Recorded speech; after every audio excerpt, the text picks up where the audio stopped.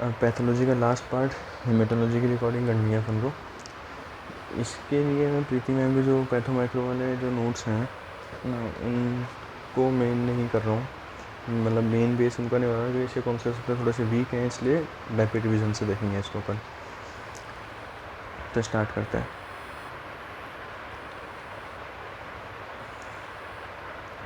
जो निडल होती है, सला निडल होती है, उसमें साइड में स्क्रू होता है, और क्लीमा निडल होती है, ठीक है, उसमें मेन है ना नॉर्मल जैसा होती है उस ना, उसमें फ्रंट ही रहता है। तो ये तो हो गई क्लीमा निडल, ये हो गई साइड स्क्रू वाली सला needle. Bone marrow aspiration needle जो होती है, ठीक है, सला निडल हो गई और क्लीमा निडल हो गई। फिर आता है question site of the bone marrow sampling. तो जो नॉर्मल पर्सन होता है उसमें अपन पोस्टीरियर सुपीरियर इलियक स्पाइन से बोन मेरो का सैंपल लेते हैं, और अगर कोई ओबेस है, मोटा आदमी है, तो उसमें अपन एंटीरियर सुपीरियर इलियक स्पाइन से बोन मेरो एस्पिरेट लेते हैं। ये देखो बोन मेरो है, यहाँ पर आपको ये अंदर जो वाइट वाला पार्ट है, इस बोन मेरो में फैट है, और ठीक है फैट है, और यहाँ पर ये ट्रेबेकुलेशन ये होते हैं यहाँ पर, ठीक है। पेरिफेरल स्मेयर में, ये पेरिफेरल स्मेयर का डायग्राम है। यहाँ पर आप देख सकते हो प्लेटलेट आ गया, न्यूट्रोफिल WBC आ गया, या RBC आ गया, ये पेरिफेरल स्मेयर का फोटो आ गया। उसके बाद रोमानोव्स की फैमिली स्टेन में कौन कौन सी स्टेन्स आती है? एक आती है गिम्सा स्टेन, फिर है लेशमैन, फिर Wright Jenner and Field stain, और लास्ट है फील्ड स्टेन, ही है ना। तो फील्ड स्टेन जो है F4 Field stain, F4 it is use for Plasmodium falciparum malaria की स्टेनिंग के लिए, ठीक है। तो फील्ड स्टेन को ऐसे ध्यान रखना है आपको। रोमानोस की फैमिली स्टेन हो गया, Giemsa stain, Leishman stain, Wright stain, Jenner stain, Field stain falciparum के लिए हो गया, जिम्सा लिशमैन, राइट जेनर और फील्ड स्टेन फैल्सिपुलम के लिए हो गया।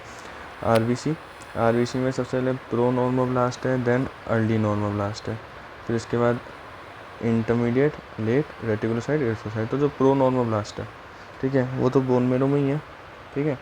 फिर अर्ली नॉर्मोब्लास्ट को अपन ने क्या बोला, इसकी फुल फॉर्म थी BPO, मतलब ट्रिक है। तो जो इंटरमीडिएट अर्ली, इंटरमीडिएट और लेट, तो बी से हो गया बेसोफिलिक नॉर्मोब्लास्ट जो अर्ली नॉर्मोब्लास्ट है। उसके बाद पी से हो गया पॉलीक्रोमेटोफिलिक नॉर्मोब्लास्ट जो इंटरमीडिएट नॉर्मोब्लास्ट है, और फिर लेट जो आती है उसमें ऑर्थोक्रोमिक नॉर्मोब्लास्ट है, रेटिकुलोसाइट है फिर, और उसके बाद एरिथ्रोसाइट है। तो देखो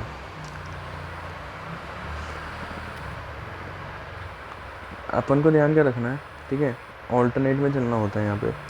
तो सबसे पहले जो हीमोग्लोबिन, देखो एक तो जहाँ पे बोन मेरो में न्यूक्लियस होगा, एक तो लेट नॉर्मोब्लास्ट है, उसके बाद यहाँ पे साइड आ गया ना, यहाँ पे न्यूक्लियस एब्सेंट होता है। अपन देखो सबसे पहले ब्लड में हीमोग्लोबिन कब आता है, मतलब पेरिफेरल ब्लड में जो हीमोग्लोबिन आता है वो तो रेटिकुलोसाइट स्टेज पे। उसके बाद इससे एक छोड़ के ऊपर आ जाओ तो यानी पॉलीक्रोमेटोफिलिक में, तो haemoglobin first appear on the light microscope in the intermediate normoblast phase, है ना। और बोन मेरो में प्रो नॉर्मोब्लास्ट था। तो ये ध्यान रखना, haemoglobin first appear on light microscopy in the polychromatophilic, ठीक है। और रेटिकुलोसाइट वाला जो पेरिफेरल ब्लड में सबसे पहले हीमोग्लोबिन आता है।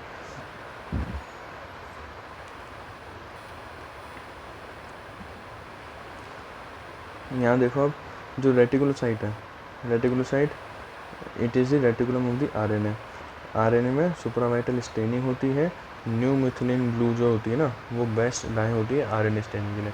RNA स्टेनिंग में जो सुपरावाइटल स्टेन होता है, ठीक है, अगर RNA को स्टेन करना है तो आपको सुपरावाइटल स्टेन करना पड़ेगा, और उसमें डाई कौन सी करते हैं अपन, वो है new methylene blue die.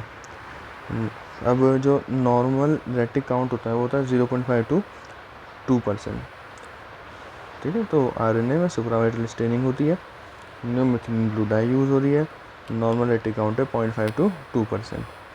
Corrected retic count का फॉर्मूला ध्यान रखना है आपको, वो है retic count multiply haemoglobin of the patient divide by normal person का हीमोग्लोबिन, जो अपन 15 मानते हैं, ठीक है।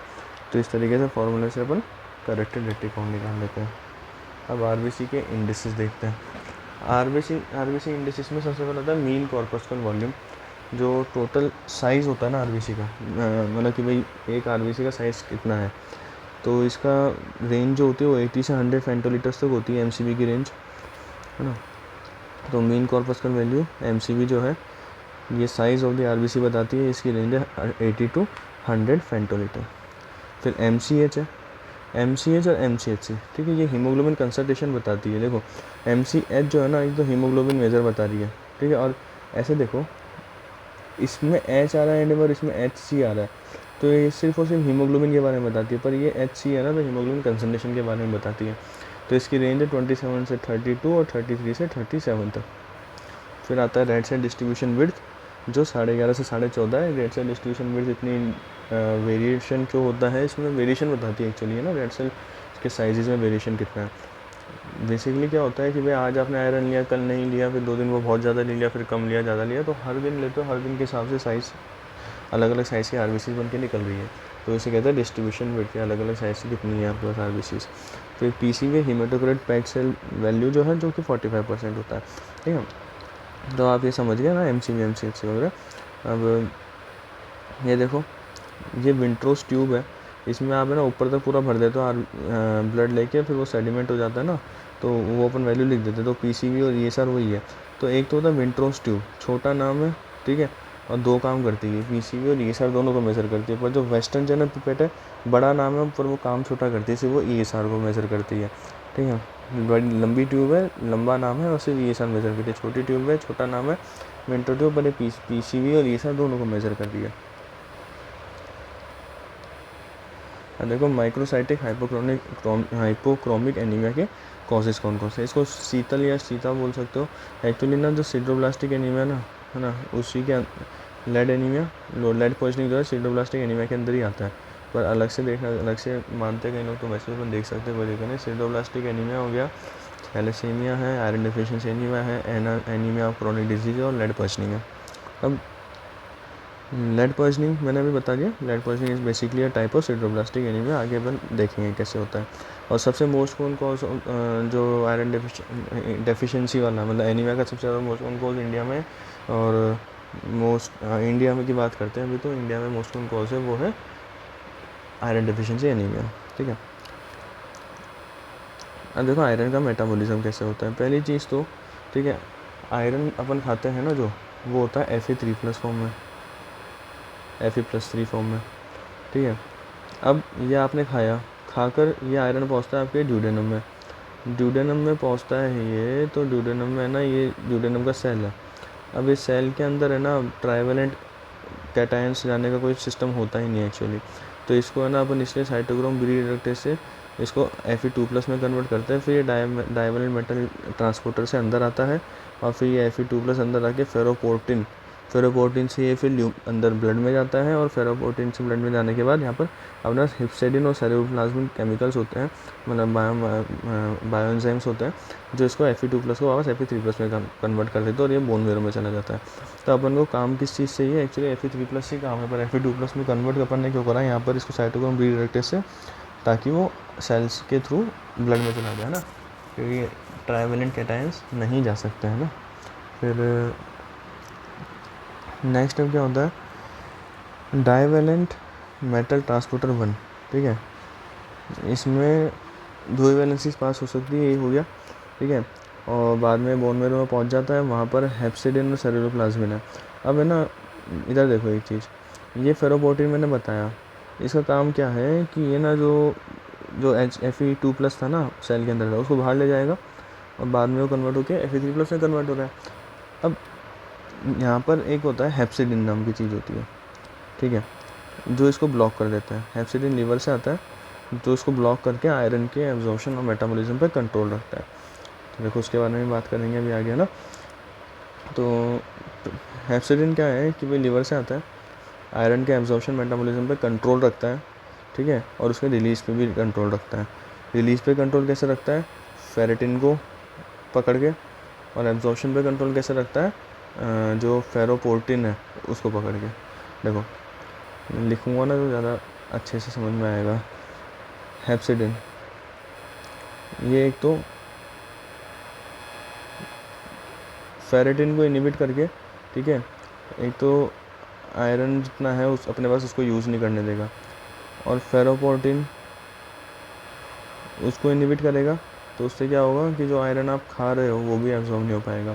तो this is the master regulator of the iron which we called as hepcidin. Storage form of the iron है फेरेटिन और transportation of the iron है ट्रांसफेरिन। ठीक है, hijacker is hepcidin which inhibit ferroportin. अब देखिए सर, आयरन डेफिशिएंसी एनीमिया की blood findings देखो। ठीक है, ये बिल्कुल पेल हाइपोक्रोमिक माइक्रोसाइटिक छोटी छोटी पेल आरबीसी देखने को मिल रही है। ठीक है, पेंसिल सेल है, टीयर ड्रॉप सेल है, टारगेट सेल्स हो गई है ना, ये इस टाइप की होती है आयरन डेफिशिएंसी एनीमिया की सेल्स। अब आयरन डेफिशिएंसी एनीमिया है तो हीमोग्लोबिन तो कम होगा। ठीक है, सिंपल है। ठीक है, MCV, ठीक है, mean corpuscular value means size of the haemoglobin, sorry size of the RBC, तो साइज ऑफ द आरबीसी भी कम होगा। हीमोग्लोबिन कम है, आरबीसी का साइज छोटा है, और दूसरा हीमोग्लोबिन की अवेलेबिलिटी भी नहीं है, प्लस कंसंट्रेशन भी कम है, तो MCH और MCHC भी कम होगा। अब रेड सेल डिस्ट्रीब्यूशन विड्थ क्यों ज़्यादा होगा, वो तो देखो यूजुअली भी ज़्यादा अपना खुद का भी CBC कराएंगे ना अपन, तो उस CBC में भी ये ज़्यादा निकलता है, क्योंकि मैंने बताया ना इसका रीज़न डाइट्री पे डिपेंड करता है। अब चाहे आयरन डिफिशिएंसी वाला पर्सन है, हीमोग्लोबिन मान लो उसका अगर 8 है 9 है भाई, पर वो कुछ ना कुछ तो आयरन खा ही रहा है ना।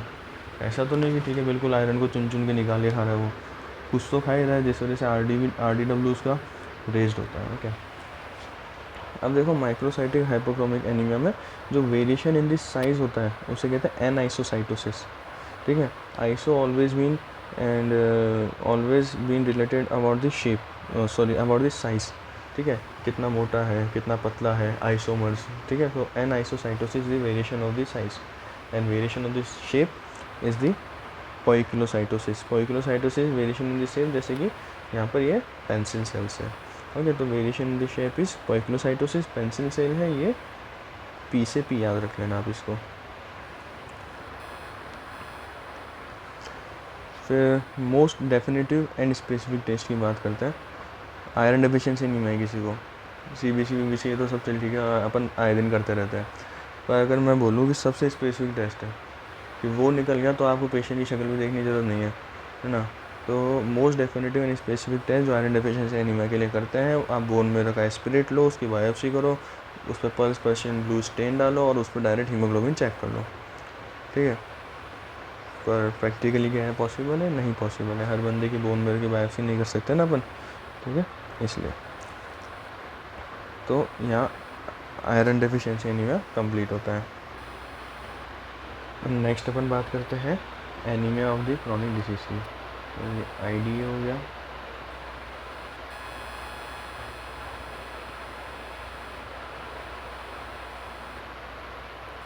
Anaemia of the chronic disease.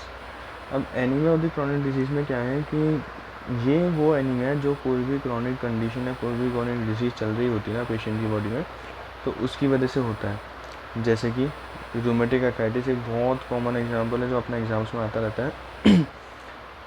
अब क्या होता है इस कंडीशन में ना, लीवर स्ट्रेस में होता है। ठीक है, तो लीवर क्या करता है, जो इंटरल्यूकिन 6 बढ़ता है इस कंडीशन में, इंटरल्यूकिन 6 बढ़ता है तो लीवर से हेप्सिडिन निकलता है, और हेप्सिडिन निकलेगा तो क्या होगा, सिंपल बात देखो, बिना देखे बतानी है अपन को भी इसमें। देखो, हेप्सिडिन अगर निकलेगा, चाहे मैं आपको कितना ही आयरन दे दूँ, ठीक है, फिर भी आप उस आयरन को यूज़ नहीं कर सकते। ठीक है, तो इसका मतलब क्या है कि सीरम में आयरन, ठीक है, जो सीरम में नहीं, एक्चुअली बॉडी में अपन इंजेक्ट तो कर रहे हैं आयरन, चाहे वो इंजेक्शन वाला आयरन कितना ही ज़्यादा हो, पर सीरम में आयरन कम ही होगा। दूसरी चीज़, चाहे आपके पास स्टोर्ड आयरन फेरेटिन कितना ही ज़्यादा हो, आप उसको भी यूज़ नहीं कर सकते, क्योंकि वो एक तो किस किस को इनहिबिट कर रहा था, फेरेटिन और फेरोपोर्टिन। फेरोपोर्टिन तो सीरम आयरन कम करेगा, और फेरेटिन तो स्टोरेज फॉर्म है आयरन का, वो डाउन हो जाएगा, मतलब उसमें चाहे आयरन कितना ही हो वो यूज़ नहीं कर पा रहे ना अपन, तो वैसे भी एनीमिया हो जाएगा। तो अब देखो स्टेबल को आयरन डेफिशिएंसी एनीमिया और एनीमिया क्रॉनिक डिजीज में भाई सीरम आयरन दोनों में कम होता है। ट्रांसफेरिन का सेचुरेशन कि भाई आयरन होगा तभी तो उसको ट्रांसफ़र करोगे, आयरन नहीं है तो यहाँ पे ट्रांसफर सेचुरेशन भी कम होता है। अब फेरेटिन, यहाँ पे आयरन डेफिशिएंसी एनीमिया में, ठीक है, फेरेटिन डाउन होता है और इसमें हाई होता है। और total iron binding capacity, iron deficiency anaemia वो सच में भूखा है, ठीक है, तो इसलिए इसमें total iron binding capacity high होती है, पर ये भूखा नहीं क्योंकि इसके पास स्टोर्ड आयरन ऑलरेडी है, फेरेटिन इज ऑलरेडी हाई, तो ये TIBC इसका कम होता है। ओके,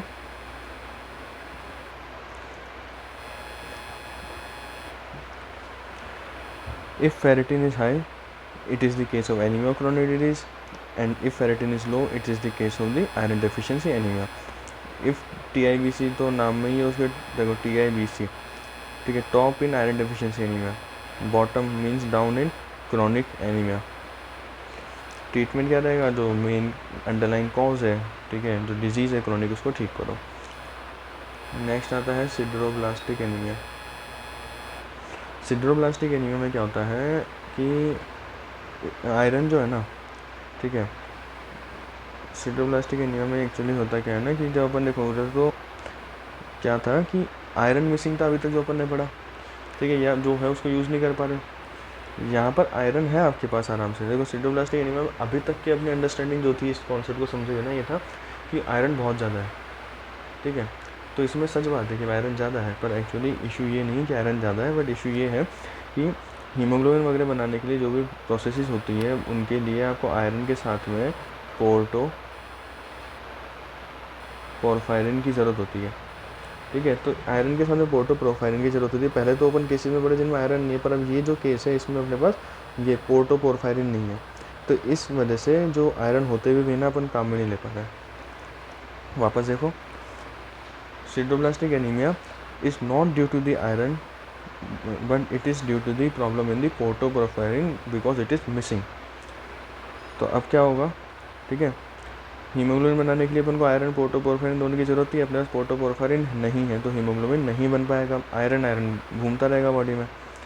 अब इधर दिक्कत आई क्यों पोर्फायरिन में, क्योंकि जो एंजाइम था ना जो इसको बनाने में मदद करता था उसकी डेफिशिएंसी हो गई, जैसे कि ALA डिहाइड्रेटेस और ये देखो इधर ये रहा ना ALA डिहाइड्रेटेस और सिंथेस। जैसे ये ALA डिहाइड्रेटेस सिंथेस से कुछ याद आ रहा है, बिल्कुल जैसे जो लेड पॉइजनिंग होती थी उसमें एंजाइम डीएक्टिवेट हो जाते थे, है ना। और सेकंड चीज़ है alcohol intoxication and lead poisoning. Lead poisoning में तो ALA डिहाइड्रेटेस ख़राब हो जाता है, सिंथेस वर्क नहीं कर पाता, तो ये एक तो एंजाइम डेफिशिएंसी हो गई है। Alcohol intoxication and lead poisoning in cases में दोनों में सिड्रोब्लास्टिक एनीमिया देखने को मिलता है। अब इसकी अपन एग्जामिनेशन फाइंडिंग देखते हैं। यहाँ पर ये आयरन बॉडीज़ है सारी, ठीक है, आयरन जमा हो रखा है। आपको भरोसा नहीं है तो है ना आप इसको पल्स पर्शियन ब्लू स्टेन में चेक कर लो, ये ब्लू दिख जाएगा आपको। दूसरी चीज़ सिड्रोब्लास्टिक एनीमिया में एक जो अपन HNE वाली स्टेनिंग करते हैं ना, उस पेरिफेरल स्मेयर में अपन को देखने को मिलती है पेपेनहाइमर बॉडीज़, ठीक है। इस पेरिफेरल स्मेयर में अपन को क्या देखने को मिला है, ये है पेपेनहाइमर बॉडीज़। ये ब्लू कलर के डॉट्स होते हैं, रिंग सिड्रोब्लास्ट बोलते हैं इनको। रिंग सिड्रोब्लास्ट क्यों बोलते हैं, क्योंकि जब बोलेंगे रिंग सिड्रोब्लास्ट जब ये न्यूक्लियस को मोर देन 2/3 कवर कर लेगा, ठीक है, एटलीस्ट 1/3, है ना, 2/3 भी नहीं बल्कि 1/3 ही है, मोर देन 1/3 एटलीस्ट कवर करना चाहिए, एटलीस्ट 1/3 न्यूक्लियस को कवर करना चाहिए, तो उसे रिंग सिड्रोब्लास्ट बोलते हैं। फर्स्ट पर्शियन ब्लू स्टेन हो गया, यहाँ पर एक चीज़ तो ये होगी, और दूसरा 5 ग्रैन्यूल्स होने चाहिए एटलीस्ट, ये 1 2 3 4 5 ऐसे करके एटलीस्ट 5 ग्रैन्यूल, और ये रिंग होनी चाहिए, तो अपन इसको रिंग सिड्रोब्लास्ट बोल देंगे।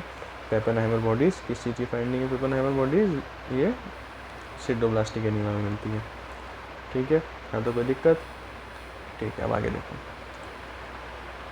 अपन ने iron deficiency anaemia chronic disease और सिड्रोब्लास्टिक एनीमिया तक पढ़ लिया। आयरन डेफिशिएंसी एनीमिया में तो बिना देखें, ठीक है, आयरन कम है, ठीक है, ट्रांसमिशन सैचुरेशन कम है, फेरेटिन उसमें नहीं होता और उसमें TIBC हाई होगा। एनीमिया क्रॉनिक डिजीज़ में आयरन कम है, ट्रांसमिशन सैचुरेशन कम है, पर फेरेटिन उसमें हाई है और TIBC कम है। सिड्रोब्लास्टिक एनीमिया में अपने पास, अब देखो इधर, सिड्रोब्लास्टिक एनीमिया में आयरन भरपूर मात्रा में है, उसको ट्रांसपोर्ट करने के लिए ट्रांसफेरिन भी भरपूर है, स्टोरेज भी भरपूर है, और इधर TIBC डाउन है, ओके। नेक्स्ट बात करते हैं अपन मैग्लोब्लास्टिक एनीमिया की। मैग्लोब्लास्टिक या मैक्रोसाइटिक एनीमियाज होते हैं, इसमें जो RBC होती है वो बड़ी हो जाती है, हाई मैक्रोसाइटिक, ठीक है, बड़ा साइज हो जाता है। B12 और B9 की डेफिशिएंसी की वजह से होता है, फोलेट एसिड जिसे बोलते हैं B9 को, है ना। तो macrocytic anaemia is due to the B12 and B9 deficiency. B12 का एब्जॉर्प्शन किससे होता है? B12 जो है वो पैराइटल सेल्स से जो होती है स्टोमक में, वो क्या रिलीज़ करती थी? वो इंट्रिंसिक फैक्टर, है ना। तो वो इंट्रिंसिक फैक्टर या कैसल फैक्टर जिसे बोलते हैं, वो ये रिलीज़ करेगी। ये रिलीज़ होने के बाद में B12 इसके साथ बाइंड होगा और फिर जाकर, है ना, वो कहाँ था? ड्यूडेनम जूजिनम, हाँ, जेजुनम में जाकर आयरन क्या सॉरी ये जो B12 है फिर जाकर जेजुनम में एब्जॉर्ब होगा फॉलिक एसिड, और ये B12 B9 जो है ये फिर जाके जेजुनम में एब्जॉर्ब होता है। इनमें कहीं भी एक जगह भी गड़बड़ होती है तो ये प्रोसेस पूरा रुक जाएगा, एब्जॉर्प्शन ख़त्म हो जाएगा। जैसे कि पर्नीशियस एनीमिया में देखो, एंटीबॉडीज़ बन जाती है पैराइटल सेल्स के अगेंस्ट, तो इंटेंसिव फैक्टर नहीं बनेगा। इंटेंसिव फैक्टर नहीं बनेगा तो B12 के साथ कंबाइन नहीं हो पाएगा कुछ भी, मतलब वो कंबाइन नहीं हो पाएगा। वो कंबाइन नहीं होगा तो जेजुनम उसको एक्सेप्ट ही नहीं करेगा अकेले को, तो इस वजह से डेफिशिएंसी हो जाती है इसकी। अब क्लिनिकल फीचर्स क्या होता है? मैक्रोसाइटिक एनीमिया, मेगलोब्लास्टिक एनीमिया क्या है? इसमें फैटिक पैलर तो होता ही है, हाइपर पिगमेंटेशन होती है, नकल एक, है ना, बहुत बेहतरीन फाइंडिंग है इसकी। न्यूरोलॉजिकल फीचर्स होंगे, symptoms of the B12 deficiency not associated with the folic acid deficiency. Problem इसमें होती है सब एक्यूट कंबाइंड डीजनरेशन। कंबाइंड क्यों बोले? क्योंकि सेंसिंग मोटर लॉस दोनों होता है, और डीजनरेशन ऑफ वॉट? डीजनरेशन होता है स्पाइनल कॉर्ड ट्रैक्ट्स, तो टिंगलिंग सेंसेशन, नंबनेस वगैरह के साथ आती है ना मूवमेंट्स में, तो ये वो चीज़ है। एक चीज़ और ध्यान में रखना कि जब भी B12 की बात होगी, ठीक है, देखो पहले ये देखो फिर बताता हूँ, वो बहुत मस्त चीज़ है ना। पहले देखो, to convert MMA methyl malonyl coenzyme A into succinyl coenzyme A, ठीक है, और to convert homocysteine to methionine, अपन को दोनों चीज़ों को कन्वर्ट करने के लिए B12 की ज़रूरत होती है। B12 नहीं होगा तो यहाँ पर क्या होगा? ये जो MMA है वो बढ़ जाएगा और यहाँ पे होमोसिस्टीन बढ़ जाएगा, और लेस सक्सिनल कोएंजाइम है will affect myelin. Succinyl coenzyme ए जो ये रहा, ये माइलिन को अफेक्ट करता है, क्योंकि माइलिनेशन में काम करता था। तो अगर सक्सिनल कोएंजाइम ए नहीं है तो माइलिनेशन नहीं होगा, इस वजह से इसमें न्यूरोलॉजिकल प्रॉब्लम्स होती है। तो एक चीज़ और बताऊँ मैं शुरू से, अगर B12 की डेफिशिएंसी जब भी होगी ना, तो MMA और होमोसिस्टीन दोनों के लेवल बढ़े हुए होंगे, ये चीज़ ध्यान रखना। अगर सिर्फ एक की बात कर रहा है, तो मेरे को रिकॉल नहीं हो पा रहा, शायद वो सिर्फ MMA था, ठीक है। तो अगर B9 में सिर्फ MMA के ही होते हैं या फिर सिर्फ होमोसिस्टीन के ही होते हैं, पर अगर दोनों हो रहे हैं रेस, डेट मीन्स कन्फर्म है कि B12 डेफिशिएंसी है। और जो MMA है वो सक्सिनल कोएंजाइम में कन्वर्ट होता था, जो कि माइलिनेशन में मदद करता है। अगर माइलिनेशन नहीं होगा, ये एब्सेंट होगा, माइलिनेशन नहीं होगा, माइलिनेशन नहीं होगा, तो ये जो सब एक्यूट कंबाइंड डीजनरेशन वाली इशू है वो जनरेट होती है, क्रिएट होती है। यहाँ पे फाइंडिंग देख लो। अब मैक्रोसाइटिक सेल्स है, टूटेगी तो सीरम बिलिरुबिन बढ़ेगा, LDH बढ़ेगा, B12 तो कम है, फॉलिक एसिड कम है, होमोसिस्टीन और MMA ये हाई हो जाता है।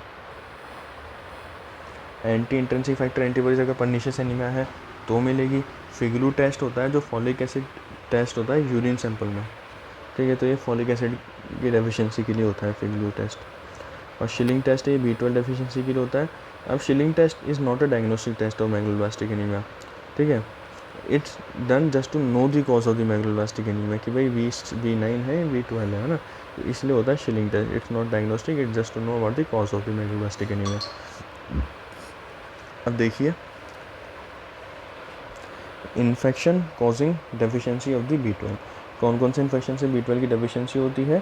पहला तो है डायफाइलोबोथ्रियम लेटम, जिसको अपन फिश टैपवर्म भी कहते हैं, एक ही है, ठीक है। ऐसा क्या है जो B12 की डेफिशिएंसी करता है? उसका नाम है डायफाइलोबोथ्रियम लेटम, जिसको फिश टैपवर्म भी कहते हैं। याद कर लेते हैं इस नाम को अच्छे से, okay. Diphyllobothrium latum also called fish tapeworm, this cause the vitamin B12 deficiency. अब ब्लड पिक्चर देखो, बड़ी बड़ी RBC है, मैक्रोसाइटिक हाइपरक्रोमिक एनीमिया वाला केस है। यहाँ पर आप देखो, यहाँ पे इनको अपन क्या बोलते थे? होली जॉली था ना, इनका नाम क्या था? हाँ, होली जॉली था। देखा, मेमोरी तो अपनी सही है ना। तो इनका नाम है, जो ये सिंगल सिंगल डॉट वाली बॉडीज़ है ना, ठीक है, ये dot dot dot dot dot ये जो है, ठीक है, इनका नाम है होली जॉली बॉडीज़, ठीक है।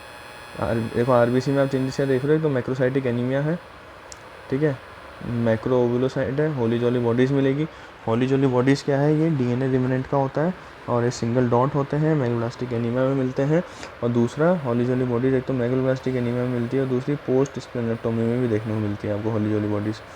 कहाँ का देखने को मिलती है Holi jolly body, macrocytic anaemia और पोस्ट स्प्लेनेक्टोमी में।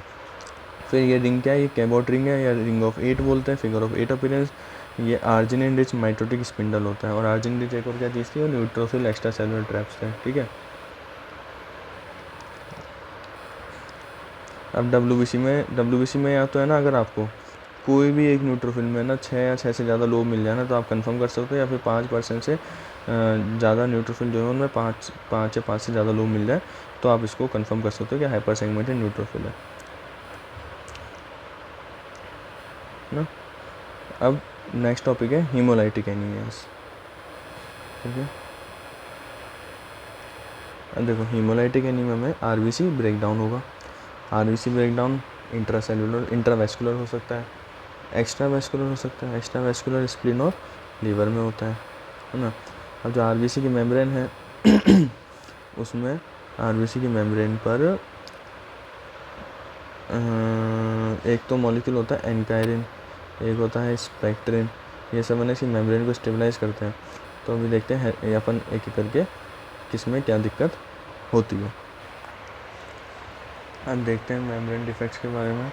तो जो प्रोटीन है जो आरबीसी के बायकॉन्केव शेप होता है, जो आरबीसी बायकॉन्केव शेप की होती है ना, ठीक है, तो वो किस प्रोटीन की वजह से होती है, वो होता है स्पेक्ट्रिन प्रोटीन, जो आरबीसी की बायकॉन्केव शेप को मेंटेन रखता है और उसमें बस वही शेप को मेंटेन रखता है और तो क्या।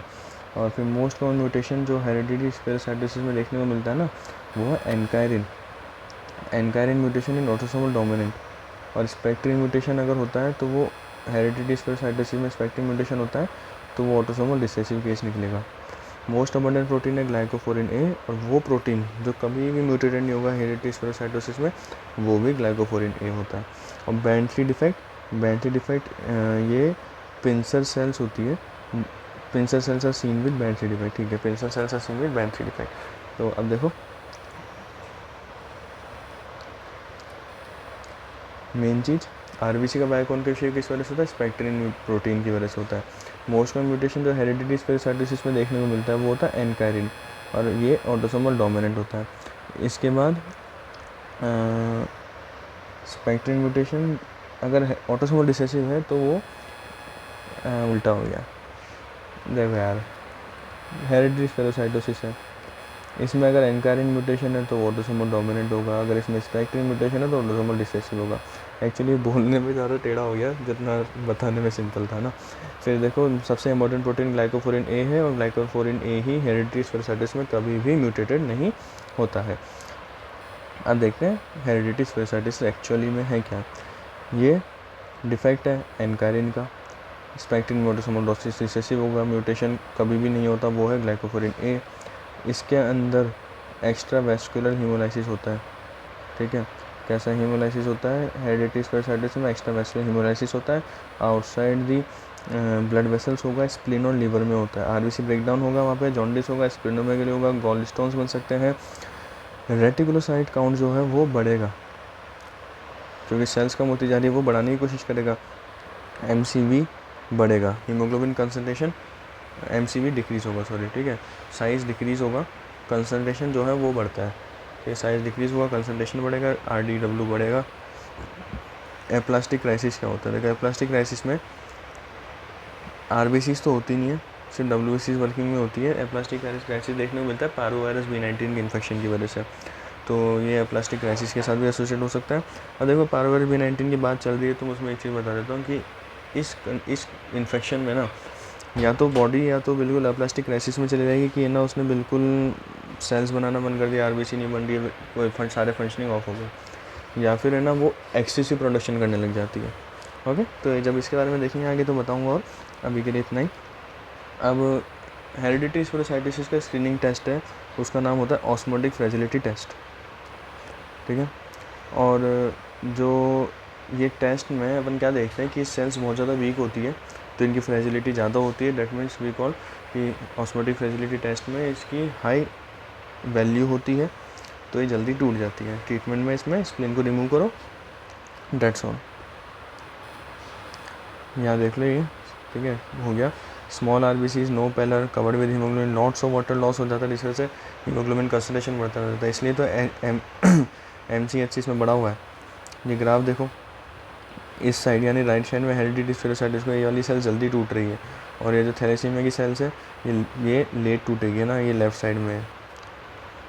एक्स एक्सिस में NaCl है, वाई एक्सिस में परसेंटेज RBC लाइसिस वगैरह, ठीक है। RBC स्टार्ट ब्रेकिंग एट 0.5%, ठीक है। इन हेरिडिटी स्फेरोसाइटोसिस हाई फ्रेजिलिटी होती है, RBC 0.7% NaCl पे ब्रेक होना शुरू हो जाती है। नॉर्मल पर्सन में 0.5% पे ब्रेक होती है, इसमें 0.7 पे ब्रेक होना शुरू हो जाती है। शिफ्ट टू राइट, थैलेसीमिया में शिफ्ट टू लेफ्ट होता है। बाकी चीज़ें, एक्एंथोसाइट क्या है, acanthocyte star shaped spur cell spiky abetalipoproteinaemia में देखने को मिलता है। और जो एक्टिनोसाइट सेल होती है वो बर सेल होती है, ठीक है। ब्लर सेल भी याद कर सकते हो इसको, मतलब एक्टिनोसाइट बर सेल है। B4 बर सेल B4 बर्न में मिलती है, यूरिया में मिलती है। EDTA चेंजेस EDTA चेंजेस वाले केसेस में देखने को मिलेगी आपको, okay. Acanthocyte spike spur cell abetalipoproteinaemia, echinocyte burr cell seen in burn uraemia में EDTA चेंजेस। अब नेक्स्ट है एंजाइम डेफिशिएंसी, G6PD की बात करते हैं। तो G6PD एंजाइम डेफिशिएंसी में किस चीज़ की डेफिशिएंसी है, G6PD की तो डेफिशिएंसी है। अब G6PD ऑक्सीडेटिव स्ट्रेस से बचा देता है सेल्स को, ठीक है। और ये अब ऐसे नहीं कि चलते फिरते नॉर्मली ये मिलेगा आपको, है ना, मैनिफेस्ट भी नहीं करता है। यूजुअली ऑटोसोमल रिसेसिव कंडीशन है। ये मैनिफेस्ट कब करता है, जब जैसे किसी ने एंटी मलेरियल ड्रग ली, इसके ससेप्टिबल पेशेंट है जिसमें G6PD डेफिशिएंसी, अगर उस बंदे ने एंटी मलेरियल ड्रग ली है, फेवाबीन्स खाए हैं, तो ये देखने को मिलेगा। इसमें कोई स्प्लेनोमेगेली नहीं है। G6PD में बाइट सेल, बाइट कौन करता है, डॉग करता है, तो बाइट सेल और डैग्मासाइड कहते हैं जिनको, वो सेल मिलती है। हैंड्स बॉडीज़ देखने को मिलती है इसमें, ठीक है। ये देखो हैंड्स बॉडीज़ हो गई। हैंड्स बॉडीज़ का कंपोजिशन का डीनेचर्ड हीमोग्लोबिन है। और जो स्टेन है इसकी, stain is not used on the Romanowsky, it is used on the crystal violet की स्टेन है इसकी। अब बाकी चीज़ें, G6PD में स्क्रीनिंग टेस्ट है, fluorescent microscope, fluorescent spot test है, और कन्फर्मेटरी G6PD ऐसे खत्म बात। PNH है, PNH जो है ये इंट्रावेस्कुलर हेमोलाइसिस करता है। एक्वायर्ड RBC डिफेक्ट है, इनहेरिटेड नहीं होता, ठीक है। Only acquired RBC defect is PNH, ठीक है। अब देखो इसमें पिगा जीन डिफेक्ट होता है, GPI एनकर्ड प्रोटीन होता है, जो फॉर्म नहीं होता है, तो CD55 जो डेफ है और CD59 जो MIRL है ये नहीं होते हैं, ये नहीं होते हैं। तो इन द नाइट जब बंदा सो रहा होता है तो उसकी RBC में हीमोलाइसिस शुरू हो जाता है। स्क्रीनिंग टेस्ट का नाम याद करना है अपन को, Ham acidification serum test, sucrose lysis test and gel card test, ये स्क्रीनिंग टेस्ट हो गए। कन्फर्मेटरी टेस्ट है फ्लो साइटोमेट्री और फ्लेयर से कन्फर्मेटरी टेस्ट है। कॉम्प्लिकेशंस की बात करें तो थ्रोम्बोसिस, अप्लास्टिक एनीमिया और एक्यूट ल्यूकीमिया इसके कॉम्प्लिकेशंस हो गए। तो देखो स्क्रीनिंग टेस्ट में हेम एसिडिफिकेशन टेस्ट हो गया, सुक्रोज लाइसिस टेस्ट हो गया, जेल कार्ड टेस्ट हो गया। कन्फर्मेशन में फ्लो साइटोमेट्री हो गया। कॉम्प्लिकेशन में इसमें जो ट्रायड है इसका, ठीक है, कि थ्रोम्बोसिस और ट्रायड तो इसका एक अलग आता है कि भाई, ठीक है, ट्रायड में तो इसमें वो सब चीज़ें आ रही थी ना, हीमोलाइटिक एनीमिया, थ्रोम्बोसिस, देखो हीमोलाइसिस तो इधर तो हीमोलाइटिक एनीमिया हो गया, थ्रोम्बोसिस इसमें होता ही है, और पैनसाइटोपिनिया होता है, तो इसका ट्रायड हो गया, ठीक है। हीमोलाइटिक एनीमिया, थ्रोम्बोसिस और पैनसाइटोपिनिया, ये कॉम्प्लिकेशन हो गया। थ्रोम्बोसिस, एप्लास्टिक एनीमिया या एक्यूट ल्यूकेमिया, इसका कॉम्प्लिकेशन हो गया। ट्रीटमेंट में इसमें एक्यूलिजुमाब दे देंगे अपन। ये जेल का टेस्ट है, देखो ये इसमें यानी CD55 CD59 पॉजिटिव है, ये नॉर्मल पर्सन है, इसमें पॉजिटिव नहीं है, तो ये G6PD वाला, G6PD नहीं सॉरी, ये PNH वाला पर्सन है, ओके।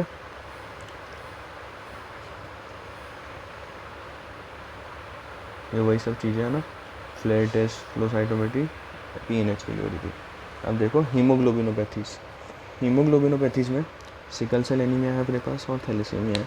सिकल सेल एनीमिया में क्या होता है, β6 पोजीशन पे, ठीक है, ग्लूटामेट तो चला जाता है और वैलिन आ जाता है, ठीक है, तो वैलिन रिप्लेस ग्लूटामिक एसिड, सही है।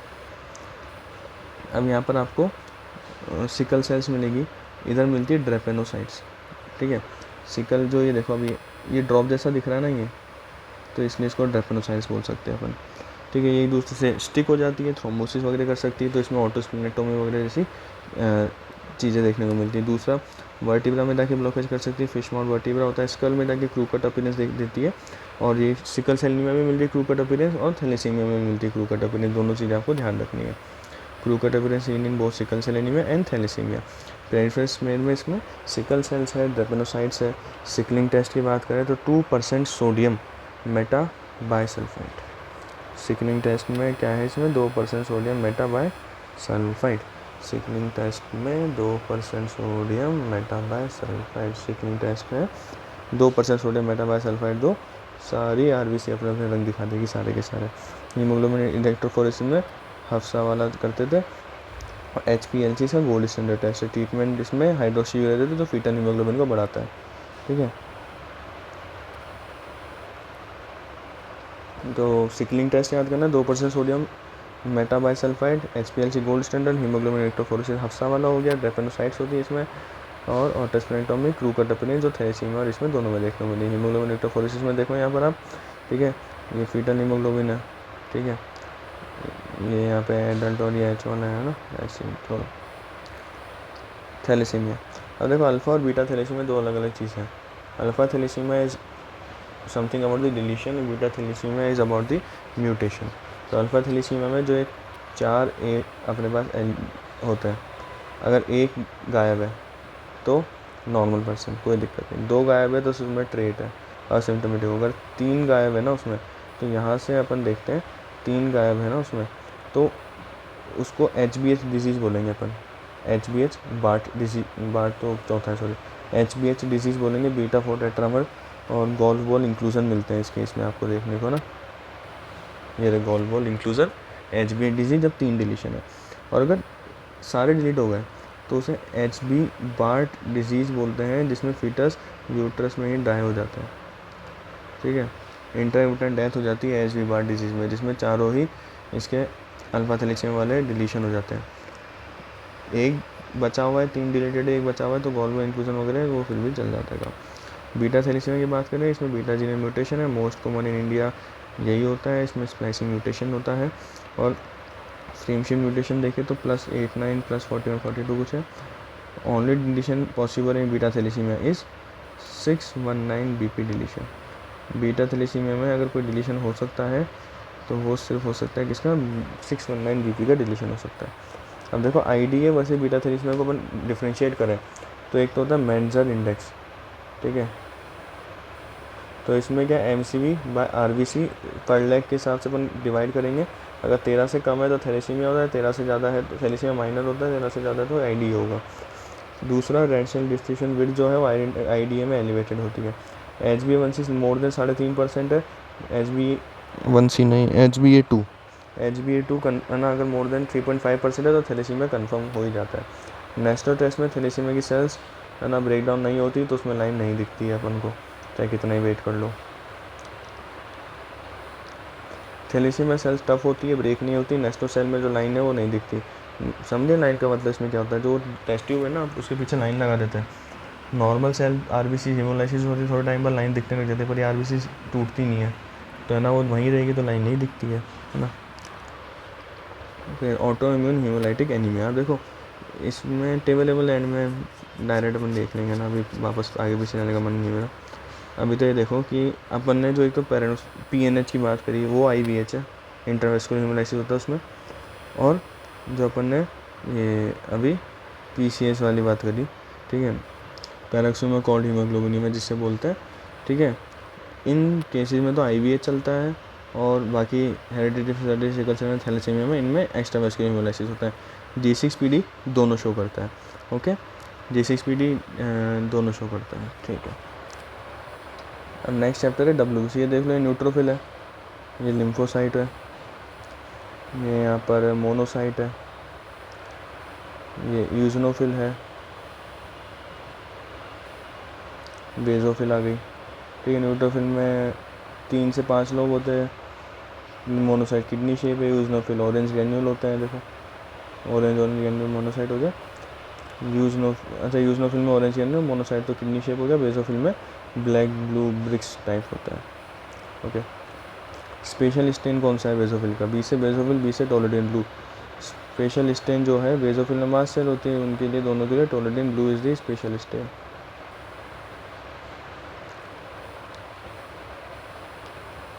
अब आई थिंक एक बार पीछे जाना पड़ेगा, है ना, टेबल्स की तरफ। यहाँ पर बात कर रहे हैं रेफर टू टेबल 5.3 ना, तो 5.1, 2 और 3 देख ही लेते हैं अपन।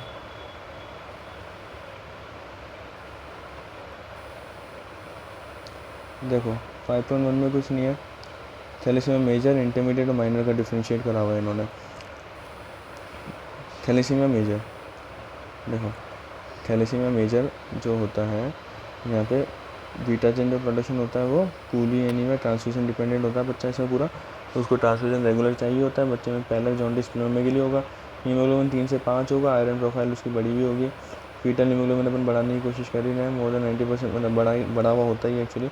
बढ़ाने की कोशिश किस में करते थे? फीटल हीमोग्लोबिन उसमें सिकल सेल में ना। और क्रू कट हेयर और एंड अपीयरेंस होती है इसमें, हेयर एंड अपीयरेंस किस में आ रही थी? सिकल सेल एनीमिया में आ रही थी, ठीक है। ये चिंपंक फेसिस हो गया। और बुल साइड टारगेट आई इसमें वाली सेल्स होती है, कोडोसाइट सेल जिसे बोलेंगे। इंटरमीडिएट वाले में ना इसमें पहले जॉन्डिस प्लेनोमेगेली होता है 5 से 8 का, इसमें हीमोग्लोबिन होगा, आयरन प्रोफाइल नॉर्मल है और फीटल हीमोग्लोबिन इन्हें बढ़ा हुआ होता है। जो माइनर ट्रेट वाला है ना उसमें कोई दिक्कत नहीं, सिर्फ उसमें HbA2 डायरेक्ट डायग्नोसिस करना पड़ेगा, जो कि मोर देन 3.5 मिल जाएगा आपको। अब ये देखो वार्म ऑटोइम्यून हेमोलाइटिक एनीमिया और cold autoimmune haemolytic anaemia. Warm autoimmune haemolytic anaemia यहाँ पे 37 डिग्री सेंटीग्रेड पे IgG एंटीबॉडी की बात हो गई। यहाँ पे एक्स्ट्रा वेस्कुलर हेमोलाइसिस होता है जो कि देखने मिलेगा CLL में, warm CLL। Cold autoimmune haemolytic anaemia 4 degree पर होता है, इसमें कोल्ड अग्लूटिन डिसीज है और कोल्ड हीमोलाइसिन डिसीज है।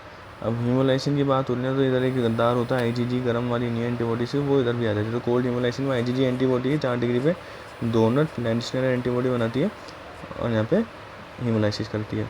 बाकी जो कि कोल्ड एग्लूटिन है वो कोल्ड में ही IgM एंटी 4 डिग्री है जो कोल्ड एग्लूटिन। अगर पूछे वार्म में कौन सी एंटीबॉडी? IgG है, कोल्ड एग्लूटिन में IgM है और कोल्ड हीमोलाइसिन में IgG है। ओके, और कुछ नहीं।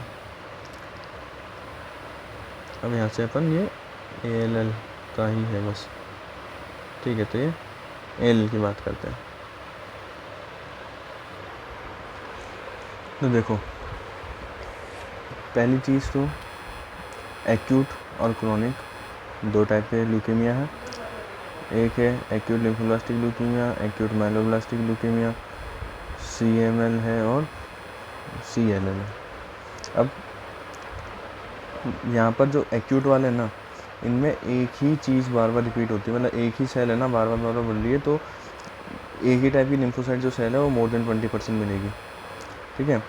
और इसमें जितनी बहुत सारी होती हैं, जितनी भी माइलोब्लास्ट 5 जो जितनी भी है, मतलब 4-5 टाइप की सेल्स हैं वो रिपीटेडली ग्रो होगी। अब देखो आगे क्लासिफिकेशन है। एक तो फैब क्लासिफिकेशन होती है, एक WHO क्लासिफिकेशन होती है। तो फैब क्लासिफिकेशन के अकॉर्डिंग ALL को 3 क्लास में डिवाइड करा। L1 जो है मोस्ट कॉमन है, बेस्ट प्रोग्नोसिस है, और L3 वो है जो लीस्ट कॉमन है और बैड प्रोग्नोसिस है।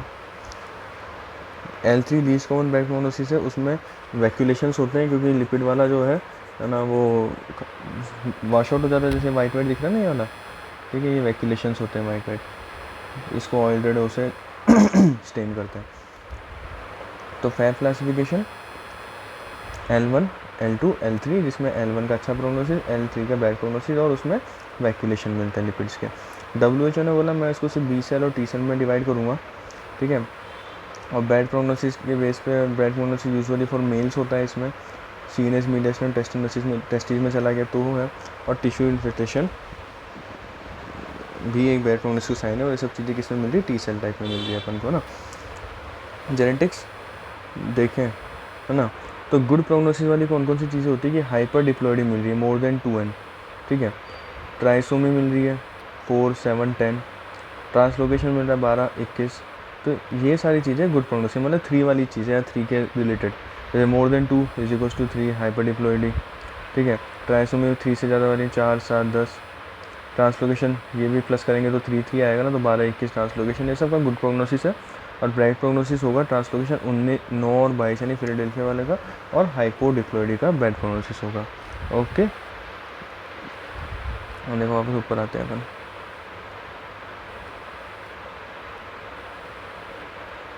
ALL मेरा ठीक है। तो अपन ने 5.3 टेबल देख ली। अब आगे देखते हैं यहाँ पे लिम्फोसाइट सेल। लिम्फोसाइट सेल पास पॉजिटिव शो करेगी।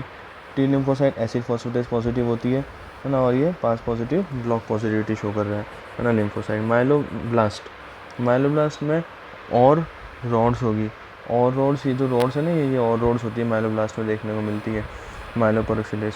और फिर मोनोब्लास्ट में नॉन स्पेसिफिक ईस्ट्रेज होता है। ALL में इतना ही। अब बात करते हैं AML के बारे में। AML को फैब ने डिवाइड करा M0 से लेकर M7 तक, ठीक है। M7 तक ही ना, हाँ, M0 से लेकर M7 तक डिवाइड करा फैब ने, ठीक है। और जो M0 होता है AML M0 is undifferentiated, myeloperoxidase negative होता है। M1 is without maturation.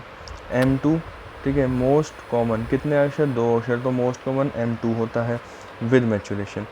इसमें ट्रांसलोकेशन होता है 8 और 21। ओके, फिर टाइप 3 3 अक्षर DIC में, तो टाइप 3 M3 वाला जो टाइप M3 है वो DIC करता है। इसका नाम है एक्यूट प्रोमाइलोसाइटिक ल्यूकीमिया, ठीक है। M3 जो है वो DIC करता है, इसका नाम है acute promyelocytic leukaemia. Only leukaemia associated with DIC is M3। Treatment है इसमें ATR है, ऑल ट्रांस रेटिनोइक एसिड, और ट्रांसलोकेशन 15 और 17 इसमें M3 में चल रहा है, ठीक है। देखो 3 की टेबल वाले है ना, तो ऐसे याद कर लो भाई, ऐसे भाई, वैसे तो यहाँ पे 18 होना चाहिए, बट ठीक है।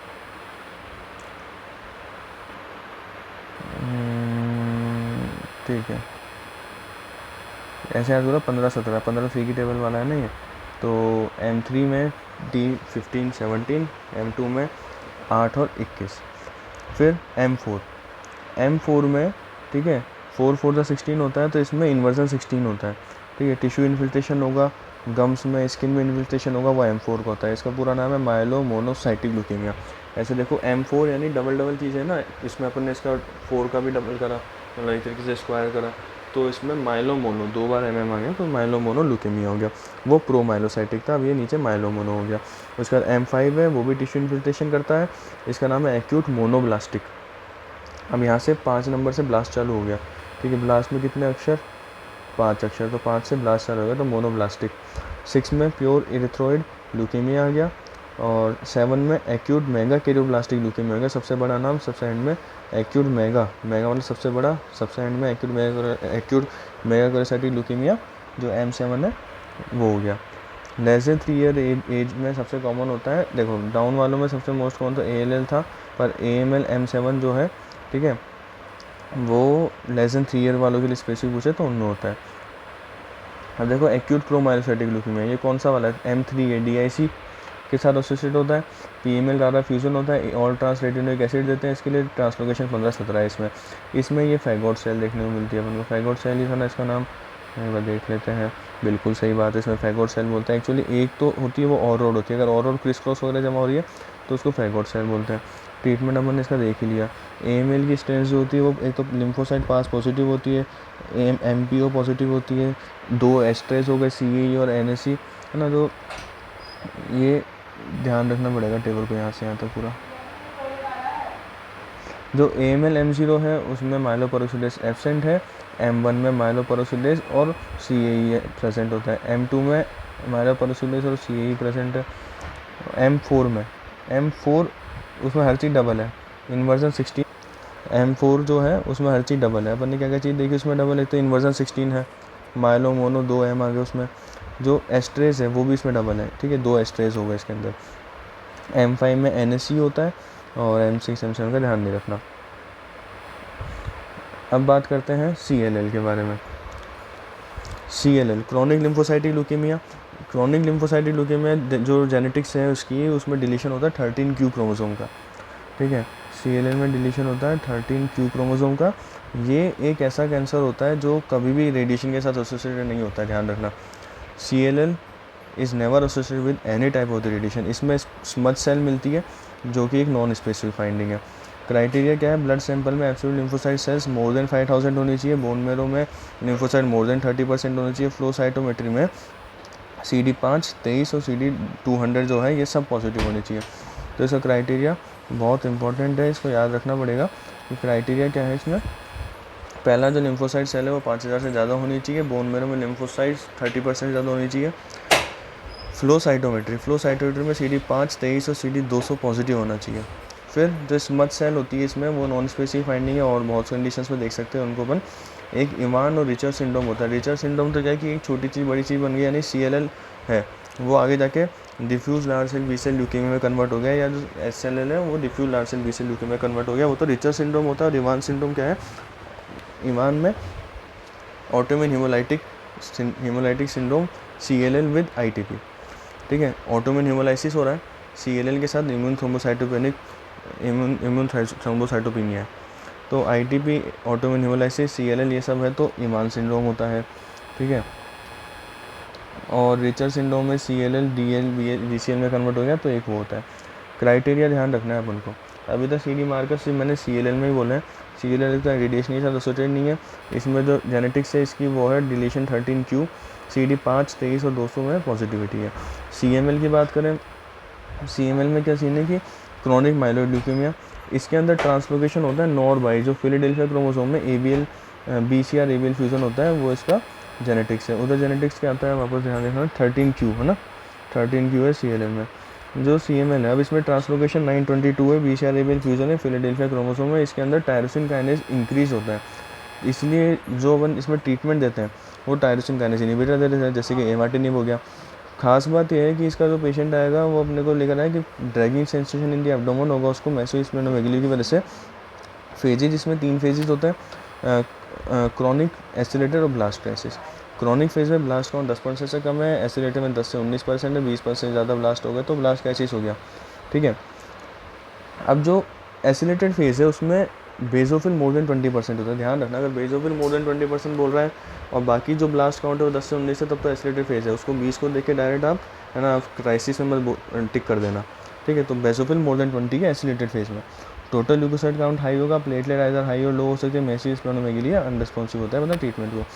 जो CML है, ठीक है, ठीक है, इसका जो फोटो था, ठीक है, इसमें एक चीज़ देखनी थी अपन को कि जो CLL है, जो CLL था उसमें तो कॉन्वेंट स्कूल गर्ल अपीयरेंस होती है, और जो CML है, ठीक है, ये ज़्यादा खतरनाक है, तो इसमें गार्डन पार्टी अपीयरेंस या कॉलेज गर्ल अपीयरेंस होती है। इसमें सारी सेल्स अलग अलग दिखती है, अलग अलग साइज़ की होती है ना। और जो लैब स्कोर ध्यान रखना है, देखो लैब स्कोर कह दो ल्यूकोसाइट वाला या फिर NAP, नैप स्कोर कह दो, न्यूट्रोफिल एल्कलाइन फॉस्फेटेज। तो न्यूट्रोफिल एल्कलाइन फॉस्फेटेज या लैब स्कोर हो गया जो ना ल्यूकोसाइड एल्कलाइन फॉस्फेटेज वाला स्कोर है, मतलब ये हाई कब होगा, जब ल्यूकोसाइड्स हाई होंगे, जैसे ल्यूकोसाइड एंड न्यूट्रोफिल हाई होंगे, जैसे न्यूट्रोफिलिया में होता है, प्रेगनेंसी में होता है, OCP वालों में होता है, ल्यूकेमिया रिएक्शन में होता है और डाउन सिंड्रोम में होता है। आप इसका या तो निमोनिक याद कर लो, लेक्स एंड पोन्स, लेक्स से हो गया ल्यूकेमिया रिएक्शन, पोन्स से प्रेगनेंसी, OCP, N से न्यूट्रोफिलिया, D से डाउन सिंड्रोम, जो कि सिस्टमेटिक वे याद करने का। और अगर लॉजिकली देखना तो मैंने आपको लॉजिकली वे भी इसका बता दिया है। अब नेक्स्ट आता है लिम्फोमा। लिम्फोमा के लिए टेबल 5.4,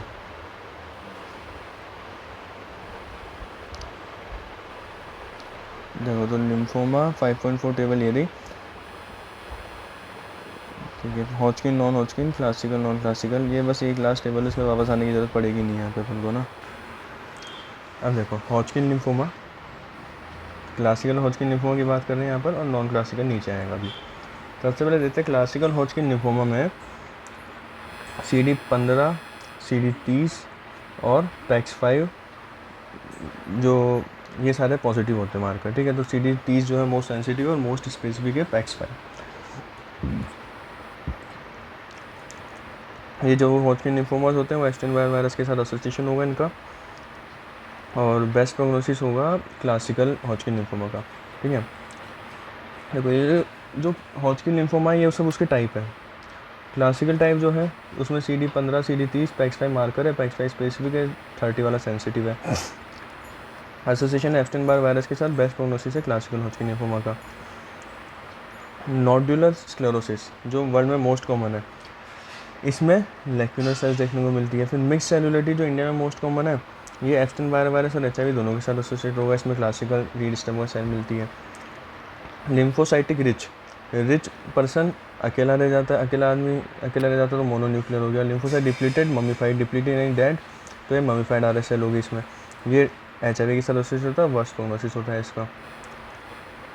जो नॉन क्लासिकल हॉजकिन लिम्फोमा उसमें 20, 45 EMA और BCL ये मार्कर है, ये एसोसिएशन इसका नहीं होता इनके साथ। अब उधर जो देखा था मैंने नोडुलर स्क्लेरोसिस मोस्ट कॉमन था वर्ल्ड में। यहाँ पर जो nodular lymphocyte predominant Hodgkin lymphoma है, इसका ओवरऑल बेस्ट प्रोग्नोसिस है और इसमें पॉपकॉर्न और LH-RSL देखने को मिलता है। ठीक है,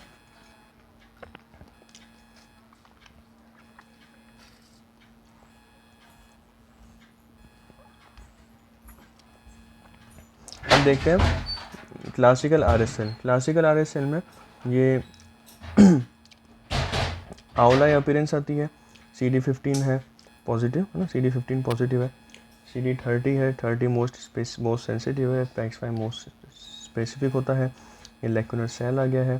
फिर लेक्यूलर सेल इन नोडुलर स्क्लेरोसिस आ गया, और ये पॉपकॉर्न सेल है जो उसमें मिल रहा था अपन को नॉन क्लासिकल वाले में। ठीक है, नोडुलर टाइप जो है, जो ओवरऑल मोस्ट कॉमन मिलता है। नेक्स्ट है जो एक तो होता है B नॉन हॉजकिन लिम्फोमा देखा अपन ने, और T देखा है।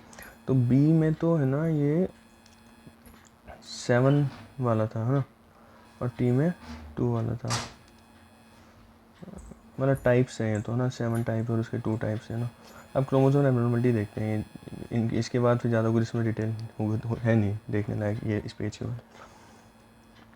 बुर्किड लिम्फोमा 8 के साथ कोई भी इवन नंबर आ रहा है, 8, 14, 8, 22, 2 और 8, ये जितने भी ट्रांसलोकेशन है बुर्किड लिम्फोमा वाले हो गए। मार्जिनल जोन लिम्फोमा मार्जिन वाली एज होगी, यानी टीनेज में एंट्री और टीनेज से आउट हो रहे जो, यानी 11 और 18 वाला नंबर। फिर फॉलिकुलर लिम्फोमा है जिसमें ट्रांसलोकेशन 14 और 18 है। मेंटल सेल लिम्फोमा है जिसमें ट्रांसलोकेशन 11 और 14 है। यहाँ पे साइक्लिन D1 और SOX11 पॉजिटिव होता है। जो फॉलिकुलर लिम्फोमा है उसका बेस्ट प्रोग्नोसिस होता है ओवरऑल। अब ठीक है ना, मार्कर देख लो। ये तो मार्कर हो गया अपने CLL वाला, मार्जिन MCL का मार्जिनल जोन लिम्फोमा का हो गया, और मेंटल सेल लिम्फोमा का हो गया। इधर देखो CD5, 23 और 200 CLL में तो सब पॉजिटिव थे, 5 और 23 मेंटल सेल लिम्फोमा में पॉजिटिव होता है, मार्जिनल में सारे नेगेटिव होते हैं क्योंकि मार्जिन पर होता है, उसको कुछ नहीं मिलता है, ऐसे देख लो। अब B non Hodgkin lymphoma follicular type में ट्रांसलोकेशन है 14 और 18 का, बेस्ट प्रोग्नोसिस होता है इसका। डिफ्यूज लार्ज सेल इसमें मोस्ट कॉमन होता है, वर्स्ट प्रोग्नोसिस होता है इसका। बुर्किड लिम्फोमा 8 के साथ कोई सा भी एसोसिएशन नहीं, 8, 14, 8, 22, 2 और 8। स्पेसिफिक स्टेन KI67 है, हाई प्रोलिफरेशन मार्कर होते हैं इसमें। अफ्रीकन चाइल्ड होगा, जो स्वेलिंग होगी, स्टार इसका अपीयरेंस होगा, वैक्यूलाइजेशन ऑलरेडी ओपन होगी, और ये इसका फोटो हो गया। CLL SLL में 5, 23, 200 पॉजिटिव होता है। मेंटल सेल लिम्फोमा और मार्जिनल में सारे नेगेटिव है, 5, 23, 200 उसमें 5 पॉजिटिव होता है, और साइक्लिन D और SOX11 पॉजिटिव होता है। मेंटल वाले में 11, 14 पॉजिटिव है, और इधर 11 और 18 पॉजिटिव है। सॉरी, ट्रांसलोकेशन 11, 14 होता है मेंटल में, और मार्जिनल में 11 और 18 का ट्रांसलोकेशन होता है। अफ्रीकन चाइल्ड है, एप्स्टेन बार वायरस विद जो स्वेलिंग, स्टार इसका अपीयरेंस होता है। स्काई रिप्रेजेंट करता है कैंसर को, और स्टार होते हैं मैक्रोफेजिस होते हैं यहाँ पे। अब देखो हेरी सेल ल्यूकीमिया जो है मोस्ट कॉमन बॉयज़ में होता है, ब्रेफ जीन म्यूटेशन होता है। एनेक्सिन A1 इसमें मार्कर म्यूटेशन, तो हाँ ब्रेफ, एनेक्सिन A और ट्रैप जो है इसका मार्कर है। Hairy cell leukaemia most common boys में होता है, ब्रेफ, एनेक्सिन A1 और ट्रैप इसका मार्कर है। एक्स्ट्रा फीचर इसमें क्या है, रेड पल्प की मैसिव स्प्लेनोमेगेली हो जाती है। इन्फेक्शन इसमें जो माइक्रोबैक्टीरियम एवियम कॉम्प्लेक्स ट्यूबरकुलोसिस का मोस्ट कॉमन इसमें इन्फेक्शन होता है। पैनसाइटोपिनिया होगा। अब काम की चीज़ इसमें एक क्या है कि एक तो होता है बोन मेरो एस्पिरेट और एक होता है बोन मेरो बायोप्सी। एस्पिरेट में तो ड्राई टैप होता है इसमें, और बायोप्सी में इसमें फ्राइड एग अपीयरेंस होती है, ध्यान रखना है आपको ना। फिर इन द इमेज हेरी सेल होते हैं, ये हेरी प्रोजेक्शन होते हैं। ये फ्राइड एग अपीयरेंस हो गया है, ये बोन मेरो में ड्राई ट्रैप हो गया है, ठीक है। Hairy cell leukaemia CD11C 25, CD103 और DBA44 ये इसमें मार्कर हो गया। टी नॉन, ये तो बी में था, बी नॉन हॉटकिन सेल लिम्फोमा है, हेरी सेल ल्यूकेमिया। अब टी में एनाप्लास्टिक लार्ज सेल लिम्फोमा है। एनाप्लास्टिक लार्ज सेल लिम्फोमा जो होता है ना, वो CD30 पॉजिटिव होता है, प्लस उसमें डोनट सेल्स देखने को मिलती है। माइकोसिस फंगोइडस में ये माइकोसिस फंगोइडस जो है cutaneous T cell non Hodgkin lymphoma है। पोर्ट्रियस माइक्रो एब्सेस है इसमें।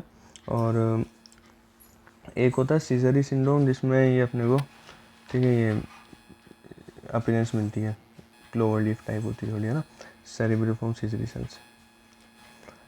अब बात करते हैं नेक्स्ट इंपॉर्टेंट टॉपिक की, वो है मल्टीपल माइलोमा। पहली चीज़ तो मल्टीपल माइलोमा का क्राइटेरिया आपको आना चाहिए ना।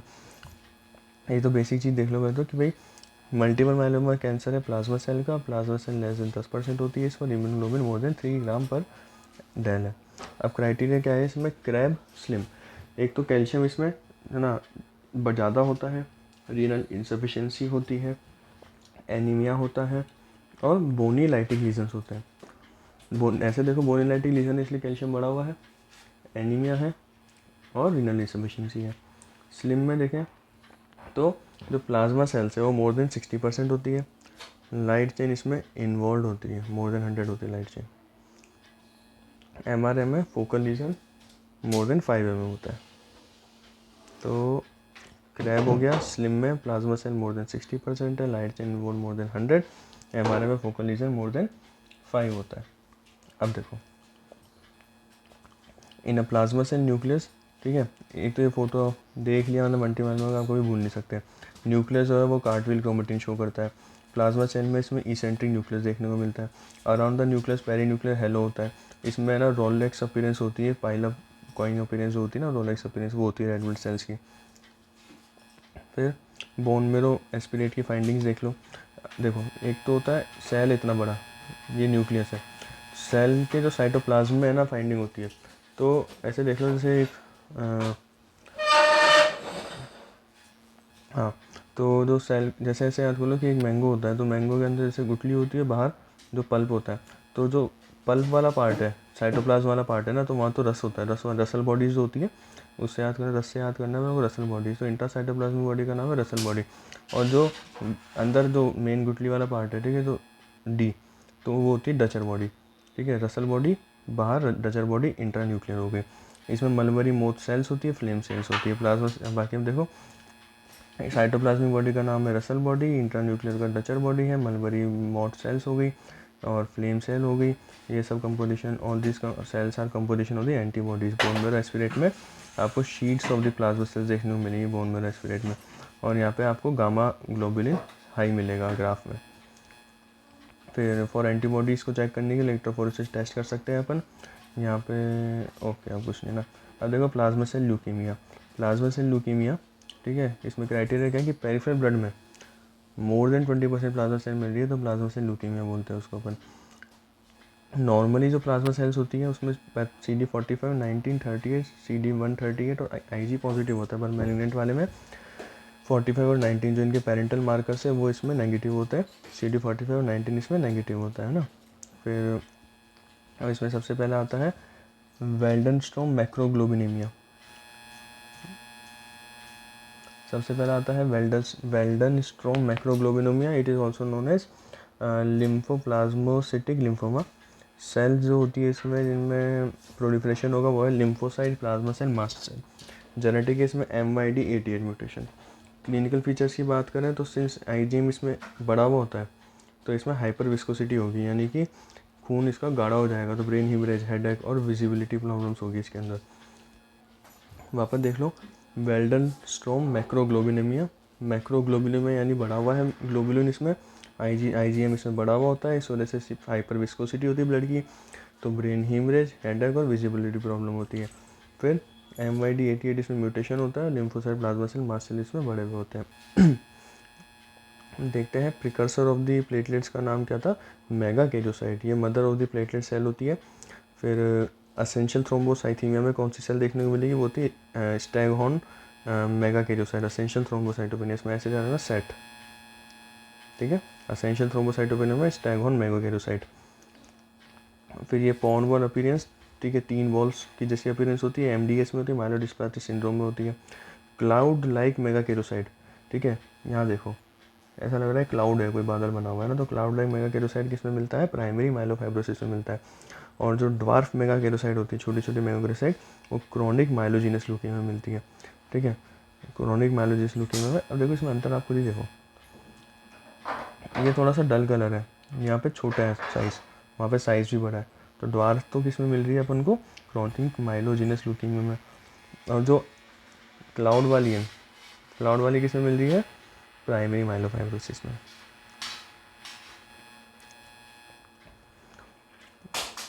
नॉर्मल प्लेटलेट काउंट कितना है, 1.5 लाख से 4.5 लाख होता है normal function, make blood clot, बस ठीक है, प्लेटलेट का काम ये होता है ब्लड क्लॉट बनाना। अब देखो क्लॉट फॉर्मेशन कैसे होता है, सबसे पहले प्लेटलेट एडिशन होता है, प्लेटलेट में GP, ठीक है, GP1B और GP9 होता है, ठीक है, प्लेटलेट में GP1B GP9 होता है, ठीक है, और ये बाइंड होता है 1 विलियम फैक्टर के साथ मिलके। और ये जैसे क्या होता है, देखो हर एक प्लेटलेट के पास ना GP1B और 9 होता है, और दो प्लेटलेट इसको लेके बाइंड एक दूसरे से कैसे चीज़ के थ्रू होता है, वो होता है 1 विलियम फैक्टर के थ्रू, एक दूसरे से ये बाइंड हो जाते हैं इस चीज़ के थ्रू। फिर उसके बाद क्या होगा, प्लेटलेट का सिक्रीशन होगा, वो सीक्रेट करती है अल्फ़ा और delta dense granules, platelet secret करती है अल्फ़ा और डेल्टा डेंस ग्रेन्यूल्स को रिलीज़ करेगी। अल्फ़ा ग्रेन्यूल तो पी सेलेक्टिन रिलीज़ करता है, प्लेटलेट फैक्टर 4 रिलीज़ करता है, PDDF फैक्टर 5 और फैक्टर 8 फिब्रिनोजन रिलीज़ करता है। और जो डेल्टा डेंस ग्रेन्यूल है वो एडिनोसिन रिलीज़ करता है, serum calcium, epinephrine, serotonin release करता है। ओके, प्लेटलेट सिक्रीशन में अल्फ़ा और डेल्टा 2 बॉडीज़ होती है, अल्फ़ा जो है प्लेटलेट फैक्टर, पी सेलेक्टिन ये सब रिलीज़ कर रहा है, जो डेल्टा वाला है डेंस वाला फैक्टर है वो एडिनोसिन, सीरम कैल्शियम और एपिनेफ्रिन, सेरोटोनिन रिलीज़ कर रहा है। उसके बाद स्टेप 3 में प्लेटलेट एग्रीगेशन 2B और 3A के थ्रू हो रहा है, फिब्रिनोजन एक्ट करता है यहाँ पे। अब प्लेटलेट एग्रीगेट करता है, अच्छा सॉरी थोड़ा सा गड़बड़ हो गया, जब ये प्लेटलेट एडिशन करती है ना सरफेस से, तो उसको GP1B9 और 1 विलियम फैक्टर की ज़रूरत होती है, पर ये जब एक दूसरे से करती है तो उसको किसकी ज़रूरत होती है, GP2B और GP2B GP3A और बीच में लगता है फिब्रिनोजन, ठीक है, ये वाला फोटो देखो, ये एक प्लेटलेट है, ये एक प्लेटलेट है, एक दूसरे से बीच में किसी चीज़ के थ्रू जुड़ती है ना, ये दोनों के ऐसे देखो ना, ये एक प्लेटलेट है, ये इसका GP2B3 है, ये इसका GP2B3 है, और ये बीच में सीमेंट का कौन है, फिब्रिनोजन सीमेंट है ना। Activation of the clotting pathways, देखो यार एक्चुअली ना अभी ऊपर जो माइलो ट्यूमर का तो हो ही गया था, अभी ये बहुत माइक्रो डिटेलिंग, इनको आपको ना 2-3-4 बार देखना पड़ेगा अगर आपको कॉन्फिडेंटली इनको याद रख के एग्जाम में जाना है तो, है ना, क्योंकि अभी पढ़ोगे भूल जाओगे फिर वापस, बहुत माइक्रो डिटेलिंग जिसमें आ जाती है उसमें टाइम लगता है। जैसे ऊपर ट्रांसलोकेशन वाला है और ये सब चीज़ों को ढंग से देख के जाना पड़ेगा और कॉन्फिडेंट रहना एग्जाम में, तो तुक्के तो मारती हैं उससे भी पढ़ना। अब देखो activation of the clotting pathway after a step mention in the clot formation when only platelets were there the primary haemostatic plug is found, ठीक है, अभी तक अपन ने प्लेटलेट का प्लग बना लिया, अब प्रॉपर ब्लड क्लॉट बनाना है उसके लिए क्लॉटिंग सिस्टम की ज़रूरत है, और उसको एक्टिवेट करने के लिए नेगेटिवली चार्ज प्रोटीन्स की ज़रूरत है। तो यहाँ पर क्या होगा, फ्लिपिंग ऑफ द मेम्ब्रेन होती है, मेम्ब्रेन के अंदर फॉस्फेटाइलसिरीन होता है जो फ्लिप होके बाहर आ जाएगा, वो फॉस्फेटाइलसिरीन जो है नेगेटिवली चार्ज प्रोटीन होता है, वो बाहर आ गया, तो यहाँ पे क्लॉटिंग सिस्टम एक्टिवेट हो जाएगा। क्लॉटिंग सिस्टम एक्टिवेट होता है तो देखो क्लॉटिंग सिस्टम में इंट्रेंसिक पाथवे में 10E10 है, इंट्रेंसिक पाथवे में 10E10, ठीक है, तो 10E10 में क्या हो गया, 12-11-9-8, 12-11-9-8 10E10, ये एक्सटेंसिव पाथवे है। इंटेंसिव पाथवे में अपने पास 7 और 3 है, ठीक है, एक्सटेंसिव ये सॉरी देखो एक्सटेंसिव पाथवे में 3 और 7 है, या 7 और 3 याद करो, ये इंटेंसिव पाथवे है, ये एक्सटेंसिव पाथवे है, ठीक है। ज़्यादा चीज़ें अपन हमेशा अपने अंदर में रखेंगे, ठीक है, तो इसमें 10E10 हो गया, 12-11-9-8, और इसमें 3 और 7 एक्सटेंसिव पाथवे हो गया। अब कॉमन पाथवे में आता है 10, 5, 2 और 1, ये सब एक्टिवेट होता है एक एक करके ना। देखो क्या होता है, एक तो फैक्टर 13 होता है जो मेक ब्लड फ्लो को स्टेबल बनाने का काम होता है फैक्टर 13 का।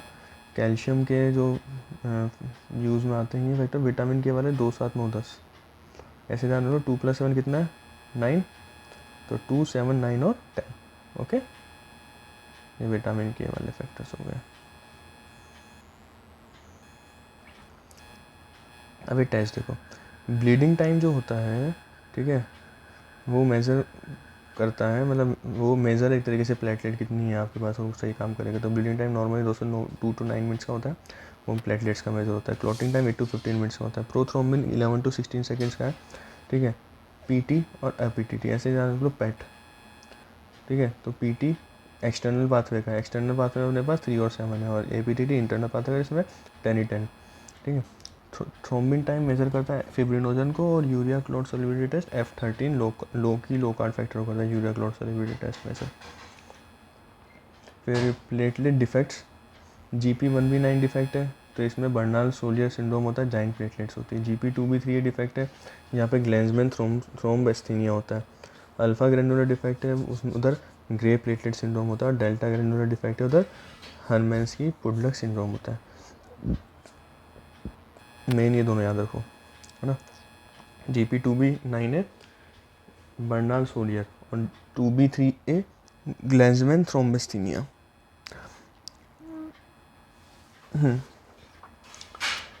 प्लेटलेट डिफेक्ट इम्यून थ्रोम्बोसाइटोपेनिक प्रक्रिया, जिसमें एंटीबॉडीज़ बनती है GP2B9 और GP1B9 या फिर GP2B3A के अगेंस्ट एंटीबॉडीज़ बनती है इम्यून थ्रोम्बोसाइटोपेनिक प्रक्रिया में। अब इसमें क्या होगा, प्लेटलेट का कौन कम होता है, एक्यूट होता है, क्रॉनिक होता है। एक्यूट 6 मंथ से कम, क्रॉनिक 6 मंथ के बाद। अब फ़र्क इतना है कि 6 मंथ से कम वाला है ना, तो उसमें प्लेटलेट बस कम रहती है, बच्चे को हिस्ट्री होगी वायरल इन्फेक्शन की, पर आपको कोई ट्रीटमेंट देने की जरूरत नहीं, सब सही हो जाएगा अपने आप। पर क्रॉनिक में वायरल इन्फेक्शन की हिस्ट्री नहीं होती, एडल्ट पर्सन होता है, बहुत कम प्लेटलेट होती है, 6 मंथ से ज़्यादा हो जाता है इस चीज़ को, इसलिए इसमें आपको स्टेरॉइड्स देने पड़ते हैं। हीमोफीलिया में ध्यान रखना कार, हीमोफीलिया सी, ठीक है, ऑटोसोमल रिसेसिव है। बाकी दोनों हीमोफीलिया जो A और B होते हैं वो XLR होते हैं। उसके बाद में A, B और C, ऐसे ध्यान रखना कि A8 तो ये 8 हो गया, B हो गया 9, तो A is factor 8 deficiency, B is factor 9 deficiency. PT जो है दोनों में नॉर्मल है, APTT दोनों में इंक्रीज होता है। उसके बाद में ट्रीटमेंट में factor 8 cryoprecipitate is richest source of the factor 8, अपन ने पढ़ा इसके बारे में। और उसके बाद में वॉन विलन फैक्टर भी होता था ना, तो फैक्टर 8 ट्रीटमेंट में हीमोफिलिया के क्रायोप्रेसिपिटेट, और फैक्टर 9 डेफिशिएंसी है हीमोफिलिया बी में फ्रेश फ्लोसन प्लाज्मा देते हैं अपन। Von Willebrand disease, normal von Willebrand disease जो होती है उसके 2 फंक्शन होते हैं, मतलब डिजीज़ के नॉर्मल जो फैक्टर होता है ना VW फैक्टर, उसके 2 फंक्शन होते हैं। एक तो प्लेटलेट जो 1B और 9A वाला जो था, 1B और 9 वाला जो था, है ना, उसके थ्रू उसको बाइंड करती है ना। और दूसरा ये कैरियर होता है फैक्टर 8 का VWF। ये नहीं होगा तो एक तो ब्लीडिंग टाइम बढ़ जाएगी, प्लेटलेट बाउंड नहीं कर पाएगी, और फैक्टर 8 भी कम हो जाएगा क्योंकि उसका कैरियर है। तो फैक्टर 8 कम होगा तो 10E10 वाला यानी फैक्ट जो APTT था इंट्रेंसिक पाथवे, उसका टाइम बढ़ जाएगा और ब्लीडिंग टाइम बढ़ जाएगा। ये ध्यान रखना आप इसको इस तरीके से लॉजिकली पढ़ के देखोगे ना तो ज़्यादा चीज़ें हैं नहीं। अब आपको यहाँ पे 4 चीज़ें याद करनी है तो उसकी जगह आपको 2 ही चीज़ याद करनी है कि वॉन विलियम फैक्टर है, ठीक है। ये नहीं होगा तो आपको ये पता है कि ये प्लेटलेट की बाइंड करने में मदद करता है, तो ये लाइन याद होगी। और दूसरा एक ध्यान क्या रखना है कि ये कैरियर है फैक्टर 8 का, अगर ये नहीं होगा तो फैक्टर 8 काम नहीं कर पाएगा, फैक्टर 8 काम नहीं करेगा तो क्या होगा, APTT बढ़ जाएगा, है ना। ये एक छोटी सी समरी टेबल, बर्नार्ड सोलियर जिसमें 1B और वो 1B और 9 का डिफेक्ट या डेफिशिएंसी थी, तो यहाँ पे प्लेटलेट डाउन नॉर्मल है, ब्लीडिंग टाइम बढ़ा हुआ है, PT नॉर्मल है, APTT नॉर्मल है, ठीक है। यानी सिर्फ इसमें ब्लीडिंग टाइम बढ़ेगा, प्लेटलेट की दिक्कत है, या ग्लैंड्समैन थ्रोम्बोसिस में प्लेटलेट की दिक्कत है तो ब्लीडिंग टाइम बढ़ेगा, कुछ नया नहीं है। ITP में इम्यून थ्रोम्बोसाइटोपेनिक प्रोग्राम में प्लेटलेट्स कम हो रही है, तो प्लेटलेट काउंट कम होगा तो ब्लीडिंग टाइम तो बढ़ेगा, बाकी सब कुछ इसमें नॉर्मल होता है। उसके बाद हीमोफिलिया A, B इन दोनों में, ठीक है, इसमें सिर्फ APTT बढ़ता है क्योंकि फैक्टर 8 और 9 इसमें डेफिशिएंसी होते हैं, और वॉन विल्यूमन डिजीज़ में ब्लीडिंग टाइम बढ़ेगा प्लस APTT बढ़ेगा। तो ये टेबल ना आपको एक क्लिनिकल अप्रोच के लिए बहुत इंपॉर्टेंट रहेगी, और ये रट के नहीं होगा ब्रो काम, ठीक है। 2-3 बार इसको खुद से पढ़ो, वीडियो देखो तो ही ये कॉन्सेप्ट बिल्डअप होंगे। अभी थोड़ा समझ में आया, इसको हर एक बार वापस देखेंगे, वापस करते रहेंगे तो इसके चीज़ें अपने को समझ में ज़्यादा अच्छी जाएगी। जैसे कि अभी तो आप याद कर लो कि ब्लीडिंग टाइम और APTT हो गया, पर बाद में भूल जाओगे एग्जाम में ऑप्शन आएंगे तो। आपको ये याद होना चाहिए वॉन ब्रीगर फैक्टर है, ठीक है। ये जो 9 और 1B वाले में मदद करता था, तो इसमें प्लेटलेट बाइंड नहीं हो पाएगी, इसलिए इसमें ब्लीडिंग टाइम बढ़ रहा है। दूसरी चीज़ क्या थी, ठीक है, ये फैक्टर 8 को कैरी करता था। फैक्टर 8 इंटेंसिव पाथवे का है, इंटेंसिव पाथवे के लिए APTT होता है, इसलिए उसमें APTT बढ़ा हुआ होता है ना। Very good. तो इसके साथ रैपिड रिवीजन वाला नोट से अपन ने, ठीक है, पहली बार इसको अच्छे से कवर करा है। कॉन्ग्रेचुलेशन, समझ में भी आया है। अब एक बार ये हिमेट की PDF देख लेते हैं, कुछ एक्स्ट्रा होगा तो मैं कवर करता हूँ फटाफट, ठीक है। वैसे तो ना बल्कि कम ही है इसमें, है ना, एक्स्ट्रा के चांसेस तो कहाँ से होंगे। बस जस्ट ये फास्ट रिवीजन के लिए, कभी आपको भी रिवीजन करना हो तो इसमें से देख लो, है ना। AML वगैरह सब अपन ने देख ही लिया है अच्छे से। कॉन्वेंट गर्ल, अच्छा एक बार होता, चलो, कॉन्वेंट स्कूल गर्ल अपीयरेंस और कॉलेज पार्टी।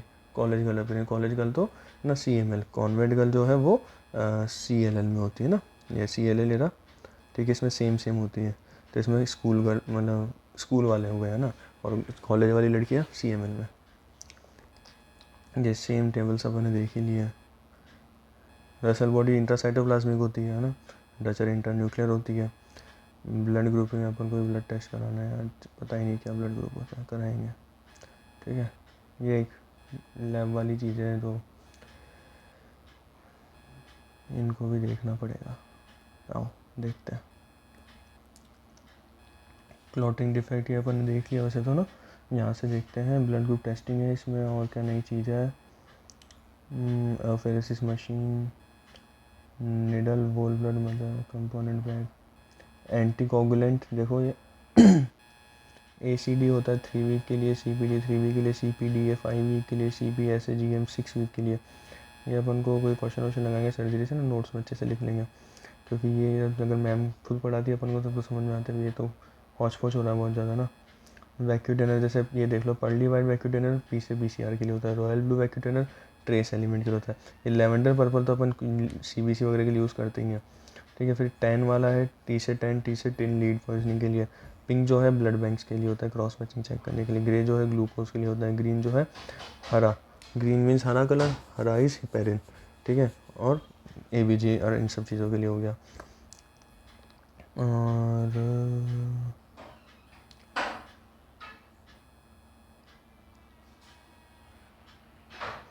ब्लास्ट ये ठीक है। एक्स्ट्रा बोल रहा है EDT है ग्रे ग्रीन 6 to 8 टाइम्स, ठीक है। चलो ना, ये अपना यहाँ पे पैथो कंप्लीट हो गया। अब रैपिड रिवीजन वाले पॉइंट्स ऐड ऑन करूँगा, क्वेश्चन लगाएंगे उनको ऐड ऑन करूँगा, या तो स्पेसिफिक PDF में या इन्हीं PDFs में कर लूँगा किसी एक में ही, ठीक है। और फिर उसको एक अगर लगेगा मुझे तो रिकॉर्ड कर लूँगा वीडियो, नहीं तो ये 3 वीडियो में पैथो कंप्लीट है मेरी तरफ से। Thank you.